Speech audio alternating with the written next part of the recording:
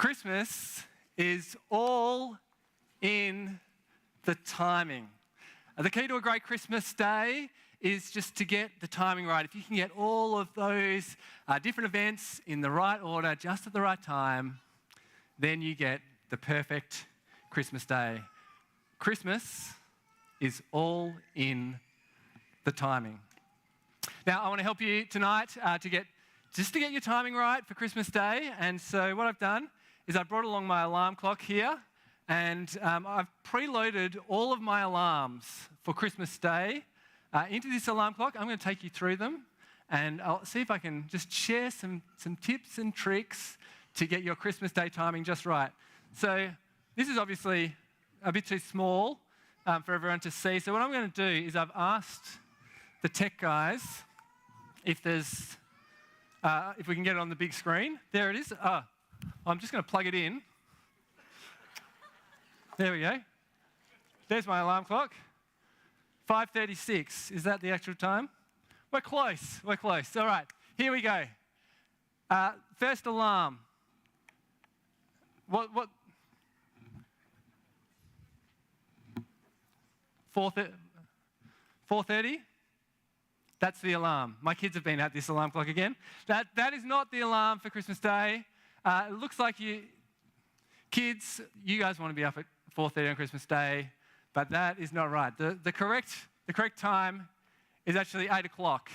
8 o'clock is the perfect time for presents. Just give mum and dad a little sleep in, still plenty of time. Next alarm. The next alarm here, 9:30. Now, what is 9:30? 9:30? Church. That's right, church here, Christmas Day, 9:30, sneaky little plug in there for church here, North Coast Church. I probably shouldn't forget that, so I'm glad I've got the alarm.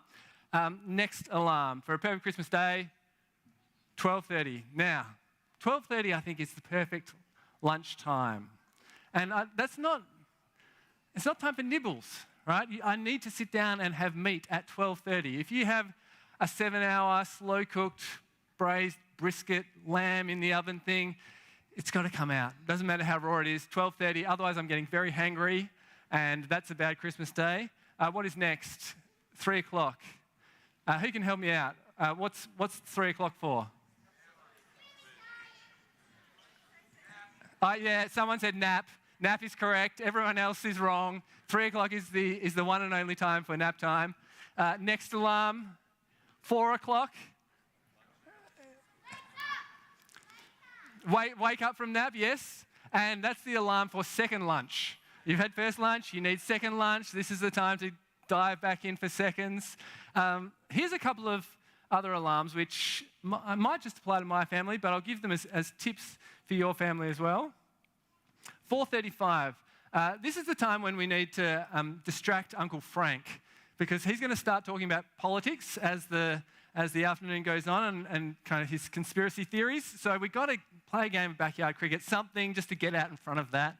And then finally, this one here, 5:27. Now, I've done some research into this time. This is the perfect time to leave Christmas lunch. Because obviously, maximum time to play with the gifts and all that kind of stuff. You get your second lunch and everything, but it's also time to get the kids home, into bed before it's too late, and maximum chance of avoiding the dishes. So 5:27, I give that as my recommendation to you. The key to Christmas Day is all in the timing. But the timing's not just important to get your Christmas Day right. The timing is important if you want to understand the meaning of Christmas Day.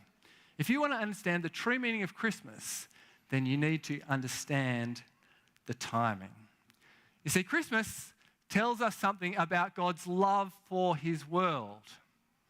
And if we want to understand God's love, then we need to understand the timing. So I want to read a few verses from the Bible tonight that tell us about the timing of Jesus coming into our world. Here on the screen from Romans 5. You see, at just the right time, when we were still powerless, Christ died for the ungodly. Very rarely will someone die for a righteous person, Though for a good person, someone might possibly dare to die. But God demonstrates his own love for us in this: while we were still sinners, Christ died for us. At Christmas, we celebrate Jesus' birth. We've been singing all these songs about it. And the timing of Jesus coming into the world was at just the right time, it says. And when was that right time? Well, it was when we were still powerless, when we were weak and helpless, when we couldn't do anything for ourselves. That was the timing when God stepped into our world. I once got a flat tyre when I was driving through the city.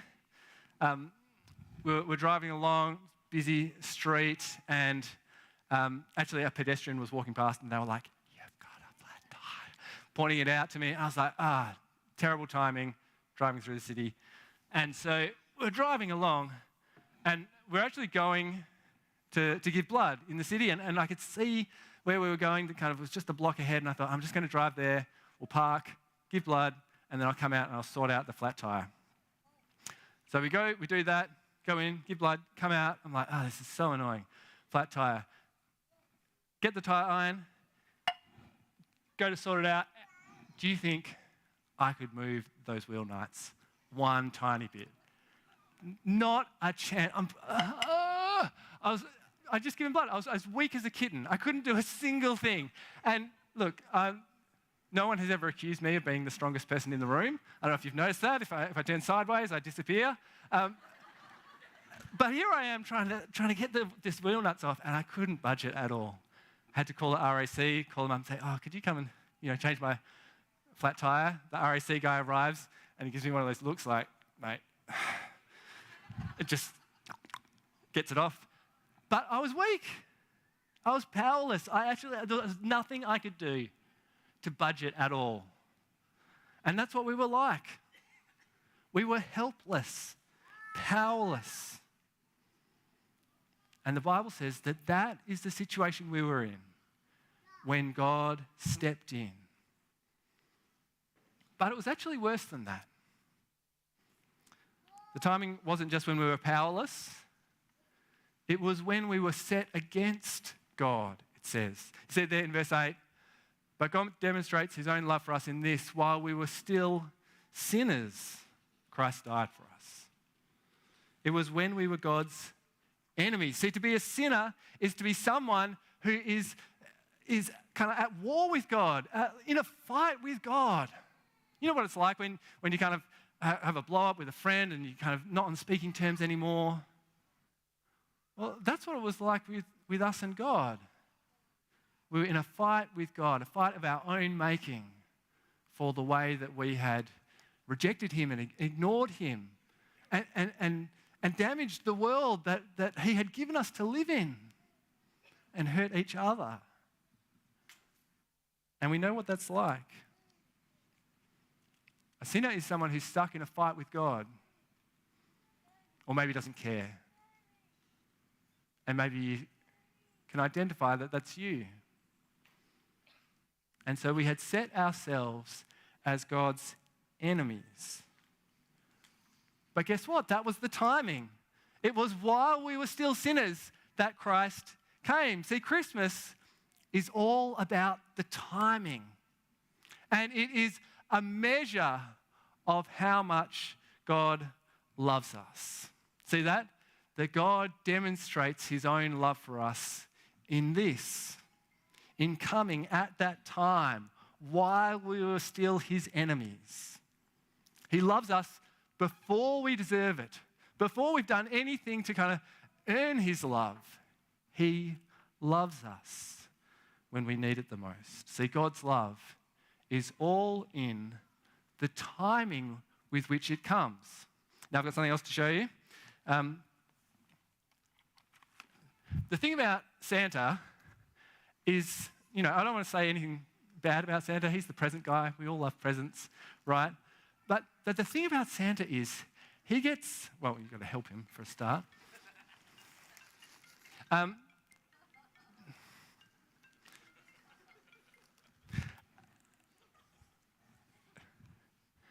he gets the timing wrong. Totally wrong. Santa gets the timing wrong. For Santa, you've got to be good first, and then he gives you presents. You've got to make it onto the nice list, and then he gives you presents. But that's not really loving. That's not hard to do.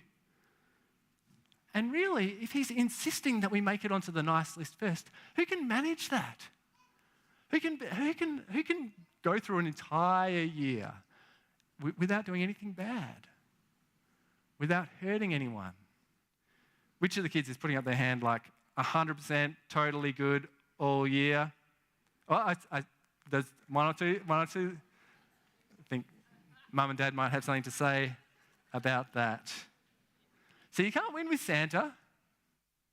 You can't win with Santa because he gets the timing wrong. But when God demonstrates his love for us, he does it before we do anything good, before we do anything of our own strength. And he loves us. See, Christmas is all in the timing. But there's one more thing that we need to see. Look at how God shows his love at just the right time. Look at how he does it. See, these verses are talking all about God's love, but look at how often they talk about death. Did you notice that? There's only 3 verses up there, and all of them end in death. See, the measure of God's love is not just in the timing, but in the cost.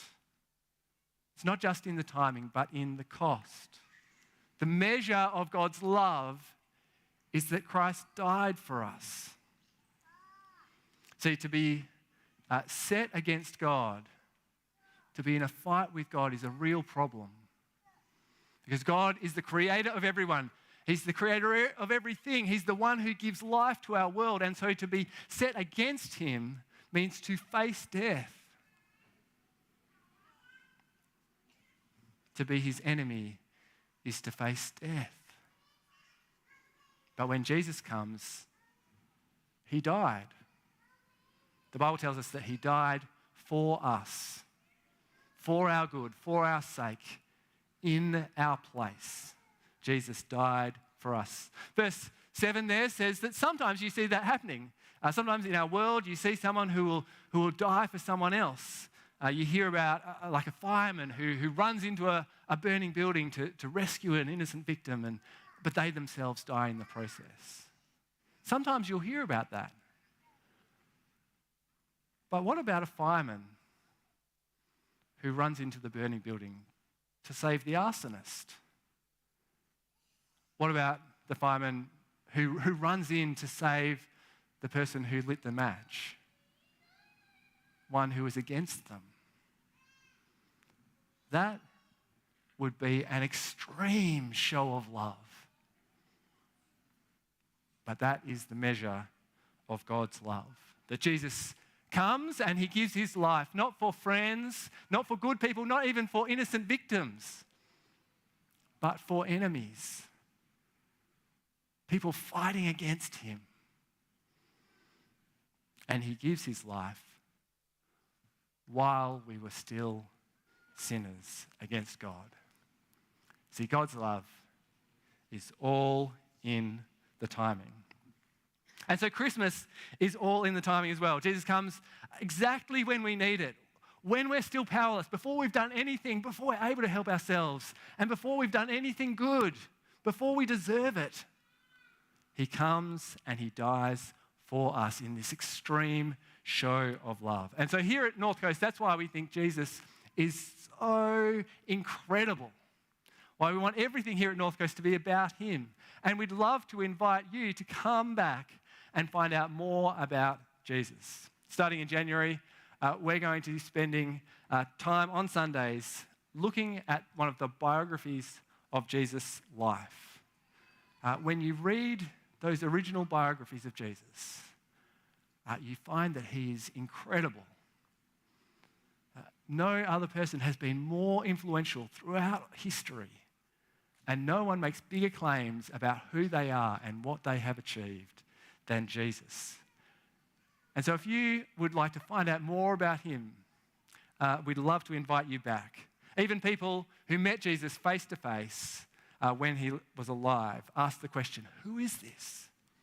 who is this guy who does all these incredible things?